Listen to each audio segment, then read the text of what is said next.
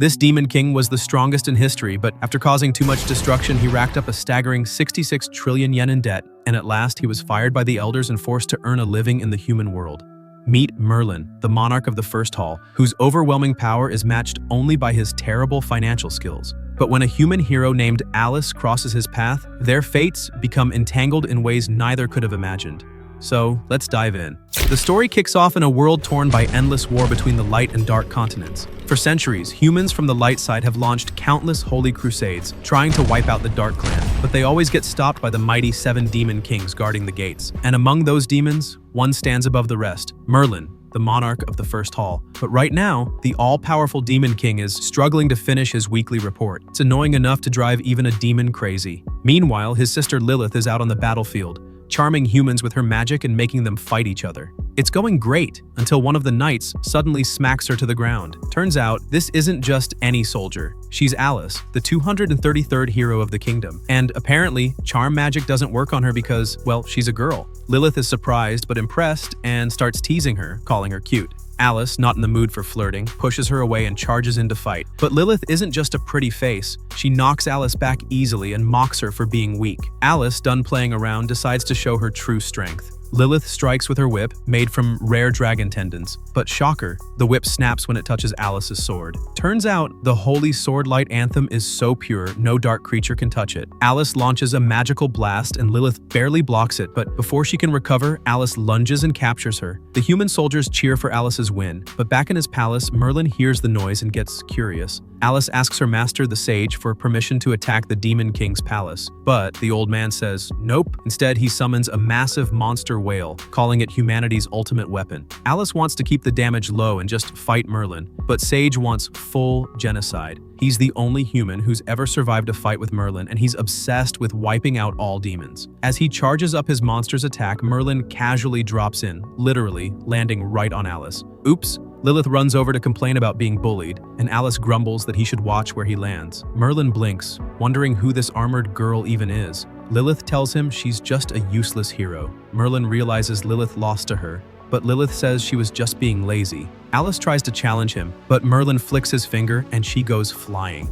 The sage dramatically calls Merlin his nemesis, but Merlin doesn't even remember him. After some awkward reminders, Merlin finally recalls him as the guy who begged for his life and promised to sacrifice his men. The surrounding soldiers freeze in disbelief. Sage, panicking, denies it and claims he's here for justice. Sage gathers magic from his soldiers and fires a massive energy blast. Merlin, unimpressed, takes out his sword and destroys the giant whale monster in a single slash. Done and dusted. Sage drops to his knees, begging forgiveness and blaming Alice for everything. But then, the bell rings again. Merlin's face drops. The weekly meeting has started. He dashes off in a panic, but Alice jumps in to stop him. He sighs, saying she's too weak to bother with, but since she came all this way, he'll give her a taste of his dark blade vortex. He swings. The attack is so powerful it tears through the battlefield. Alice puts up a barrier, but it's no use. The force crushes through everything in its path.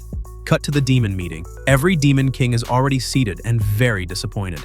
Merlin, the strongest of them all, has the worst performance record. He brags about defeating the most crusades and killing millions, but that's not the point. The elders are mad because he's racking up damage bills. Every time he fights, he causes destruction across the Dark Continent. His current debt? A casual 66 trillion yen. They demand he pay it off. Now, Merlin tries to sneak out of the palace like a kid ditching school, but Lilith catches him and thinks he's playing hide and seek. He tells her the demon realm is too cramped and it's time he explores the outside world. He imagines everyone will miss him once he's gone. Lilith is suspicious. Sounds like he got fired. Merlin insists it was totally his own decision, and the elders begged him to stay. He makes up an excuse about a curse that shrinks his heart if he doesn't fight strong enemies. So, he must travel to the Kingdom of Light to find worthy opponents.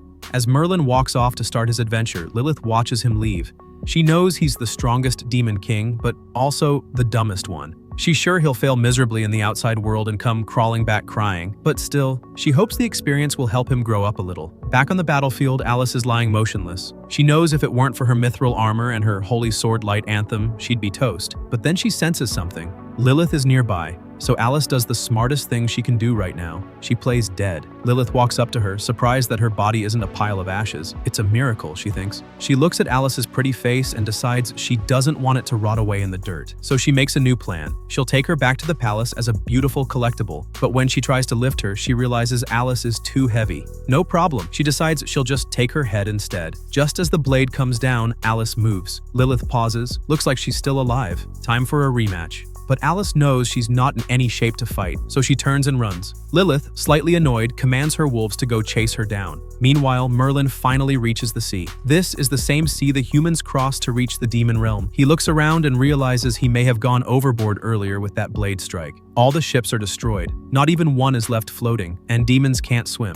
For a moment, he considers heading back, but then a small boat drifts his way. He hops in and starts rowing. Back with Alice, she's still running from Lilith's wolves. Her legs are aching. She remembers her master once told her she wasn't ready to face demons, but she refused to sit around on some snowy mountain forever like her master. She wanted adventure, and now she regrets everything. The outside world is terrifying. She starts crying and promises to work on her skills when she gets back. Somehow she manages to take down one of the wolves. Just one more elite tier beast left, but then it transforms into its final form, bigger, badder, and 10 times scarier. Alice tries to defend herself, but it's hopeless. Suddenly, the beast stops moving. Merlin appears out of nowhere. He looks at Alice and decides she'd make a perfect slave. He calls the beast Fatty and tells it to go tell Lilith that Alice is now his property. Alice stares in disbelief. Before she can protest, Merlin lifts her up and drops her into the boat. She tries to resist, but he's too strong. He says since he saved her life, she now owes him, and she'll pay that debt by working as his slave. He hands her the oar and tells her to row. Alice dreams of defeating Merlin, becoming a legendary hero, and marrying a prince. But her dream gets rudely interrupted when Merlin kicks her awake and tells her to get to work. She's furious, but has no choice, so she rows with all her anger. She notices he's standing perfectly still despite the waves, but then she sees he's using a wooden plank for balance. Cheat. As time passes, Alice starts smelling something amazing. She looks over and sees Merlin cooking. Her stomach growls, but her pride tries to fight back. She tells herself it's wrong for a demon king to be such a good cook. It goes against the laws of nature. Suddenly, sharks start circling the boat. She panics and tells Merlin to stop roasting food, but he completely ignores her. She warns him that the sea is filled with dangerous creatures. He just points behind her. She turns around and comes face to face with a giant shark. Her soul nearly leaves her body, but Merlin just glares at it and scares it away like it's nothing. He claims he's the most dangerous creature in the sea. Alice sighs and says she wasn't talking about sharks. Then, the sea starts rumbling. A massive sea monster rises from the deep. She tells Merlin that even their army had to smear holy dragon poop on their ships to avoid its wrath. That's why the soldiers always smell so weird. Merlin nods slowly. Now it makes sense. But Alice explains that the poop is extremely valuable because the holy dragon disappeared long ago. Its droppings are now more precious than gold. She assumes Merlin has no idea what she's talking about, but then he casually pulls out a beast contract crystal and opens a portal. Out pops Bucky, his pet, the actual holy dragon. Alice is in shock. The strongest creature in the world has become this guy's pet. Merlin casually mentions that he defeated it and even made it his pet, but quickly moves on before explaining further. He plans to make money selling Bucky's poop. He thinks Bucky will find him through the crystal and bring him back to the palace, but then the crystal slips out of his hand and falls into the sea. Just like that, his plan sinks. Merlin shrugs and tells Alice to keep rowing, but something feels off. The fish around them suddenly vanish. That can only mean one thing. The sea monster appears 10 times more terrifying up close. Alice screams at Merlin to chase it away, but he calmly says he can't swim. She can't believe it. Why act almighty if you can't even swim? With no other option, she jumps into action. She slashes at the monster, but her sword can't even scratch it. Her hope fades. This is how she dies. But then, Merlin casually speaks to the monster and tells it to become his new slave and carry him across the sea. The monster responds with a jet of water straight to his face. That's it. Merlin's done playing around. He takes out his sword and slices the creature in a single strike. Alice watches, stunned. This guy is beyond anything she imagined. Eventually, they reach the shore. Merlin stretches and claims they only survived because of his excellent leadership. He looks at Alice and shakes his head. She's too weak, too slow, no brains, a total waste of time. He decides to leave her behind, but before he goes, he turns and tells her to take off her armor. He plans to sell it. After Alice hands over her armor, her nightmare begins. She's dragged to court and held responsible for the deaths of her fellow soldiers. Why? Because she wasn't strong enough to take down Merlin. They strip her of her hero status and slap her with a 50 million gold fine for losing the mithril armor. Ouch. A year later, she's fighting pirates, but the pirates just laugh, thinking she's too weak to be a threat. She manages to free a kidnapped girl and promises to hold the line until backup arrives. She freezes the captain's feet with her icy glare and goes for the finish. But a second pirate steps in and sends her flying. She boldly says no one can touch the girl while she's alive. But the pirates aren't impressed. Turns out, Alice is just elite tier while they're holy tier. She stands no chance. They move in to crush her, but suddenly, a mysterious figure crashes down from the sky, Merlin. He complains he couldn't wait for their dramatic monologue to end because his curse would have triggered. The pirates scoff at him, unable to sense any magic. But he draws his sword, slices through them like butter, and boom, massive explosion. Their ship and the backup fleet obliterated. Alice can't see his face but calls him her hero. Before she can thank him, he disappears like a mysterious anime protagonist. Later, a reporter named Bella reveals that the queen has labeled Merlin a wanted criminal. No one knows his real name, so they've nicknamed him Nightblade. But Alice isn't buying it. She still sees him as her savior. Irritated by the news, she tries to calm herself down by counting her gold. She's collected 10,000 so far, but the road to clearing her debt is still long. She remembers how Merlin ruined her life and angrily slams the table, accidentally soaking her next mission contract. She notices the wanted poster looks just like Merlin, but brushes it off. After all, what kind of Demon King freeloads? She rushes to catch her carriage, but not before hugging her Nightblade poster, begging for his blessings and cursing the Demon King. Meanwhile, Merlin finds his own wanted baited poster and is disappointed his bounty is only 5,000 gold. He regrets spending all the money from selling Alice's armor, but thinks people should feel honored to feed him, not call him a freeloader. He spots a village ahead, but two shady bandits stop him. They demand his sword, claiming they need to bring something to their boss. Merlin warns them. He's not responsible if they die when he unsheathes it. They laugh, and one shows off his knife skills by peeling an apple. Bad move. Merlin draws his sword, slices him to bits, and casually takes the apple. The surviving bandit runs off and turns into a goblin, revealing they were using transformation magic. He reports to the Goblin King, who's thrilled a human killed one of his own. Perfect excuse to break the peace treaty and invade a human village. Merlin, unaware of the chaos he's caused, sends a letter to Lilith saying he's living the high life and won't come back unless the old men apologize. Lilith reads it and rolls her eyes, fully aware he's bluffing. In another town, Merlin tries to sneak out of a hotel without paying, but the owner recognizes him as the notorious freeloader, causing trouble down south. The villagers try to catch him, but he escapes again like the slippery menace he is. Just when he thinks he's in the clear, a kid named Henry blocks his path. Instinctively, Merlin grabs his sword, but Henry thinks it's a performance. He offers a reward if Merlin puts on a good show. Merlin knows he can't draw his sword or Henry and half the village would get wiped out, so he tries to fake it. Henry calls him a useless bomb, which triggers Merlin. He throws Henry's ice cream on the ground, making the poor kid cry. Alice also arrives in the village, traveling with a group of adventurers. They're honored to be with a hero, but she tells them she lost that title. Before she can explain, a man nearby shouts about a new best-selling book, a scandalous romance between the Demon King and a female hero. Alice panics, thinking it's about her. Hearing it sold millions, she spirals into despair. While the adventurers discuss strategy against the goblins, their casual talk of marriage terrifies Alice. She's convinced they'll all die before the honeymoon. A girl named Priest wishes her luck, saying they're cool with her forbidden love with the Demon King. Alice looks at the wanted poster again, confused why a freeloader has such a big bounty. She assumes this job will be easy. Elsewhere, Merlin finds an inn and digs into some delicious food. But as always, he tries to leave without paying. The owner catches him, pointing out the restroom is the other way. Merlin quickly claims he's job hunting. She asks if he has any useful skills, so he busts out his singing and dancing moves. The crowd loves it. She decides to hire him, offering 1 gold per shift and a 15% cut on drink sales. Merlin is impressed. She explains the place runs 2 shifts. Daytime is normal, but at night, it's full of female customers, and he has to liven the place up. She introduces herself as Martha, and Merlin invents his stage name for the night shift, Daisy. She deducts the cost of his food from his first paycheck and introduces her son, Henry, the same ice cream casualty from earlier. Henry immediately calls him a freeloader, earning a smack from his mom. Martha tells Henry to show Merlin the guest room. On the way, Merlin tries to bribe the kid into keeping quiet about their earlier encounter. He even offers to teach him the blade strike, saying it can take down holy tier opponents. But Henry doesn't buy it. He says only someone like Nightblade could do that. Merlin casually drops the truth. He is Nightblade. But Henry rolls his eyes. No way a freeloader could be the legendary hero. The adventurers thought they'd just be cleaning up a few stray goblins. Instead, they walked into a full-blown goblin army. Things go south fast. With no backup and way too many enemies, they try to run for their lives but end up getting caught by the Goblin Chancellor, Gia, who seems way too happy about it. Meanwhile, Merlin is having the time of his life at the inn, charming every female customer who walks through the door. He's got the smile, the moves, and the flirty voice that melts hearts. But the male customers? They're slowly dying inside, watching their girlfriends swoon over a guy named Daisy. Martha, the inn owner, is impressed. Business is booming, and she's convinced he must have been some high-level performer in his past life. She suggests advertising, but Merlin panics at the thought of his ridiculous nickname getting printed in the newspapers. He says they're better off without ads. Their chat gets interrupted when Henry storms in and calls Merlin a freeloader living off women's wallets. He warns him to stay away from his mom, but Merlin shrugs it off. Alice, on the other hand, is still hunting for her target. She hears someone angrily punching a tree and finds Henry letting out steam over a certain good-looking freeloader. She shows him Merlin's wanted poster, but Henry says the guy they know doesn't look like that. He's just a slick con man pulling off some genius marketing scheme at their tavern.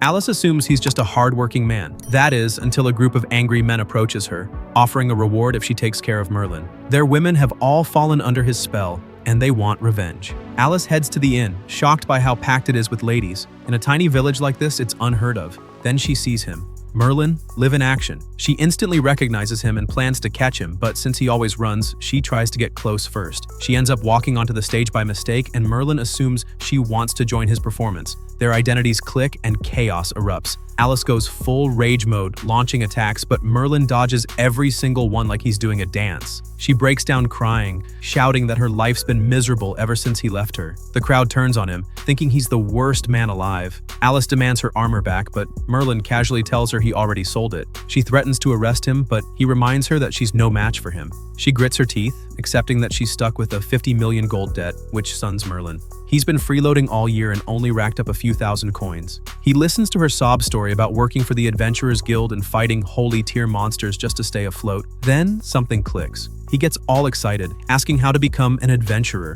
She says he needs a referral. He flashes his best smile and begs her to refer him, but she shuts him down immediately. Meanwhile, Henry's wandering around and the guards warn him to go home before Martha gets worried. Suddenly, an adventurer returns from the goblin mission, badly injured and alone. He begs the guards to open the gate, saying his friends are dead. The guards believe him and unlock the gate, only to get ambushed as goblins swarm the village. The man had sold out the village in exchange for his fiance's freedom, but Gia tells him he's got no say. He's just a slave now. Back at the inn, Alice is frustrated. She wanted that bounty, but there's no way she can catch Merlin now. Then the goblins attack. Merlin spots them and immediately knows they aren't paying customers, so he launches them out of the inn like trash. The ladies are impressed again. Martha panics when she realizes Henry's missing. She runs off to find him, leaving the tavern under Merlin's care. More goblins arrive, but he handles them easily, cleaning up as if it's part of his shift. He realizes he won't get paid if anything happens to Martha, so he dashes out to look for her. Martha searches the streets, shouting Henry's name. A man warns her the goblins are everywhere, but she keeps looking. Her voice draws the monsters and they capture her. Henry sees this and wants to help, but fear locks him in place. Merlin, meanwhile, is casually strolling through the chaos. To him, this village feels like the Dark Realm all over again. Goblins come at him, but they're too weak to be worth his time. Still, they're annoying, so he slices them up. Alice sees him and immediately thinks he's with the goblins. Merlin explains that he'd never team up with low-ranked creatures like these. She tells him to help defend the village, but he says it's not his problem. He's not a local. She reminds him about his dream of becoming an adventurer and says protecting villages is part of the job. He tells her to pay up if she wants help. She admits she's broke, so he waves her aside and runs off to find Martha. Alice takes it upon herself to fight. She summons her ice magic and freezes goblins like she's back on hero duty. Chia, one of the goblin leaders, watches from the shadows and thinks a surprise attack will do the trick. But Alice surprises her instead, with a flying kick to the face. Alice warns her to retreat, but Chia isn't convinced. She points out that Alice is just an elite tier fighter, while they have the numbers. She orders her goblins to swarm her, but a wounded boy collapses and tells her about Merlin. Chia uses magic to view how her goblins were taken out and realizes she's no match for him. She orders a full retreat. The villagers start searching for their families. In the middle of the chaos, a guy named Johnson tries to advertise his bodyguard services. Everyone begs him to save their loved ones, but he straight up tells them to move on because they're probably already dead. But suddenly, Alice shows up with the adventurer from before and asks the guards to open the gate. He tells them the goblins dragged their loved ones into a cave. One of the soldiers immediately recognizes him and calls him a traitor, but Alice jumps in, defending him. She explains his fiancée and comrades were taken, so he had no choice but to cooperate with the goblins. Johnson squints at her and asks who she even is. She proudly introduces herself as the 233rd hero, and just like that, everyone starts whispering like a bunch of gossiping aunties. Not liking the attention shift, Johnson tries to stir the pot against her, so she launches him out of the way with a single kick. She then boldly decides to raid the goblin's cave on her own. Henry, fired up by her bravery and done with the cowardly vibes around him, decides to tag along. But not even 5 steps in, he trips over a goblin corpse and screams like a toddler seeing a spider. Shaken, he runs to grab his dad's old sword, hoping it might help him rescue his mom. Just as he's about to play hero, the unconscious goblins suddenly wake up and knock him flat in seconds. They're ready to finish him off, but Merlin pops in like an angry babysitter. He saves Henry and sighs that these goblins are the reason he has to work unpaid overtime. Henry tries to run off with the sword again, but Merlin tells him to go home. Henry refuses. He has to save his mom.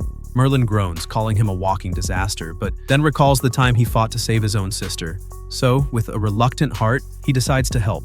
Merlin admits this will be the first time he lifts his sword for a human, but there's one problem. He has no idea where the goblin cave is. Luckily, he overhears some humans planning a rescue mission and casually slides into the group, volunteering to be their leader. He calls himself a mighty warrior, but they all look at him like he just claimed to be the moon. Henry tries to vouch for him, but instead of dragging things out, Merlin appoints Johnson as the leader. The villagers cheer, thinking Johnson's a legendary hero. Meanwhile, Johnson is already thinking of ways to fake a stomachache.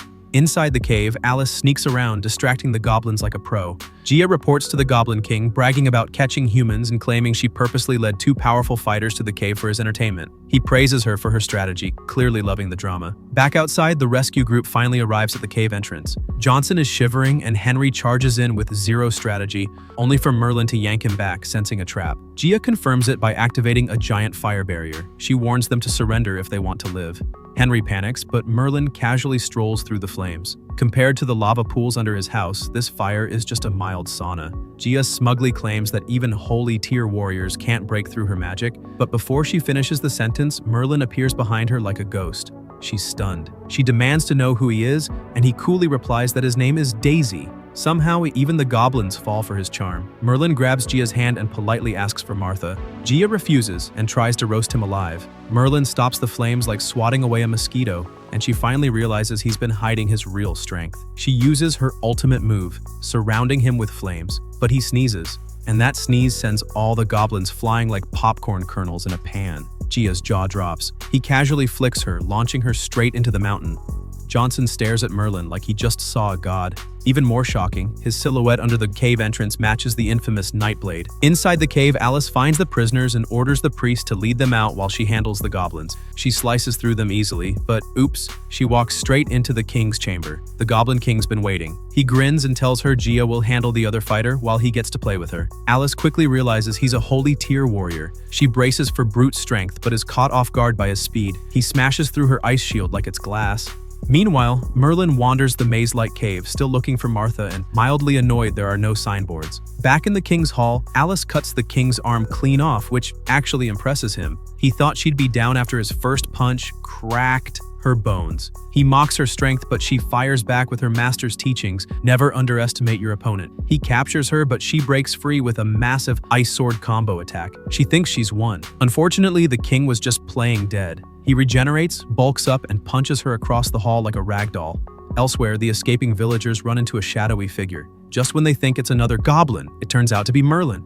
He finds Martha and asks for a bonus for working overtime. She grabs his arm and bolts, warning him they're still being chased. Merlin pauses to erase the goblins like taking out trash, then gets ready to leave. But Martha begs him to save Alice too. He considers ignoring her, but when she promises to triple his salary, he immediately agrees. The priest warns him about the Golden Chamber, saying the Goblin King is a holy tier and insanely strong. Merlin pretends to care, but really he's hyped about all the gold. He storms into the cave, knocking out goblins left and right. When he finally busts through the hall entrance, he ignores the king completely and starts gawking at the treasure pile like a kid in a candy store. He slices off the king's arm mid-sentence and scoops up Alice like it's no big deal. She asks about the others, and he assures her they're safe. Now, time to finish this boss fight. The Goblin King fakes being in pain, only to regenerate his arm again. But Merlin doesn't even blink. The king wonders what kind of lunatic he's dealing with. Merlin mutters that the king reminds him of a troublesome lady he once knew, but she was way prettier. Realizing he's up against a monster, the king stops playing around. He unleashes an all-out barrage of attacks. Merlin blocks every single one with 0 effort. The The Goblin King finally asks for his name. Merlin smirks and says he's called Daisy.